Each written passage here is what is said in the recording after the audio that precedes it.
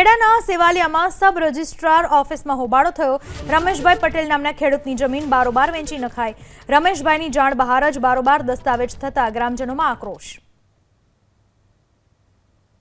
ખેડૂતોની રજૂઆત છે, ખેડૂતોને અમે શાંતિથી સાંભળ્યા છે, એ લોકો પણ અમારી સાથે સંમત છે। જે આવ્યા છે એ લોકો મામલતદાર સાહેબે પણ સાંભળ્યા છે અને જે કંઈ પ્રક્રિયામાં જ્યાં કંઈ ખોટું જણાશે તો અમે પૂરતી કાર્યવાહી સરકાર તરફથી। સીસીટીવી ફૂટેજમાં જે માણસો આવી રહ્યા છે ફોર્જ કરવા, એનું થોડું ઘણું ઇન્વેસ્ટિગેશન કરતાં અમને એવો ખ્યાલ આવ્યો છે કે આધાર કાર્ડ અને પાન કાર્ડમાં ફોટા બદલીને મૂળ આધાર કાર્ડ ને મૂળ પાન કાર્ડ લાવે છે, એટલે એ વેરિફિકેશન થોડું અઘરું થઈ જાય છે।